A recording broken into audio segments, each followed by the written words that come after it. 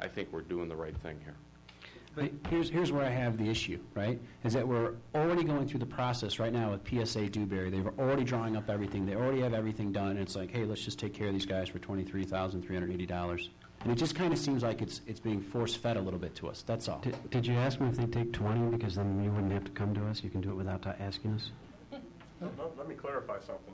I mean, I want you to have the best equipment. I want everything to be all taken care of, right? But this was previously on the Committee of the Whole just a few weeks ago at a different number, and then it's come down and it's about half that, and that's terrific, right? But if my question is simply solved by you say, no, Gallagher, it's $24,000, that's what it costs to have this architect. All right, then what do we get for that? Well, they're going to draw up everything, take care of everything, no problem. Are they the general contractor? No. So we have another $125,000 there that we have to spend then to actually move a department one room over, right? Technically. Not technically, but very simplistically. You're basically putting in 3 desks, and you're putting in radio equipment, right? And you're going to put in some air handlers and some heating and ventilation, and you're moving and pulling some wires over one room. That's where the price is staggering, where we're into it $150,000, and then people come back to me and say, do you guys don't have any money? You talk about how everything's so tight there at the city of DeKalb. Drilling through concrete floors, bringing in the right conduit. They're bringing in a heating air conditioning system. I don't know. We're also eliminating, we have the boiler system and the cooling system currently that we have. And that univent system that you see on that wall over there is in the existing conference room. All that has to be removed. All that piping is a branch system that has to be redesigned and reset. And then we have a rooftop unit. It's an air conditioning unit that cools the existing telecommunications space right now, which was added some years back in order to compensate for all the equipment that had been added in there. It has not kept up for whatever reason. It may have been a lemon, I don't know, but it's not worked the way it's always been intended to work. That has to be eliminated. We now have to change the cooling and heating systems to accommodate all the equipment and so forth that's coming in.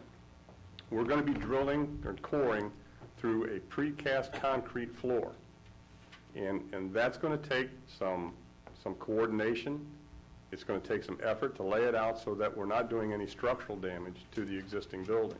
And all these things need to be taken into consideration in order to lay it out, again, to provide a turnkey operation so that Motorola comes in, sets their shop up, and they're gone.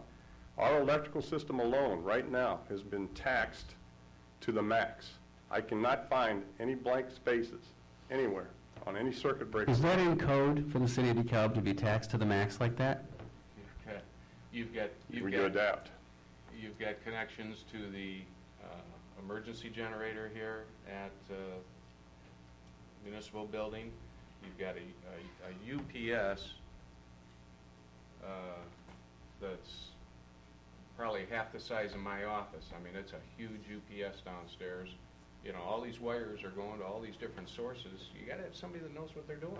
I think what we probably have to get down to as far as the discussion would be the fact that the new police station that has been taken off the table, right? I think we need to finally just say openly that that's probably not going to happen because there's no money there. If that's the case, then we absolutely should start to improve this building and start to work on space needs right away, right?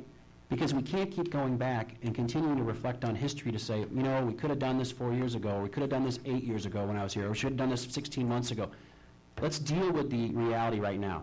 And if the reality is that we don't want to take on in-house doing all of this engineering and laying everything out using our own architects or our own engineers and everything like that, fine. But I want to make sure that when we spend $24,000 that it's going to be spent the right way and that we get every T crossed and every I dotted. And that's perfect then. That's what I want to hear. You don't have an electrical engineer that I'm aware of on staff. Nor do we have an architect. But we have plenty of building people. Are you going to be the general and our employees do it? Let's hear from Mr. If I can just make a comment. I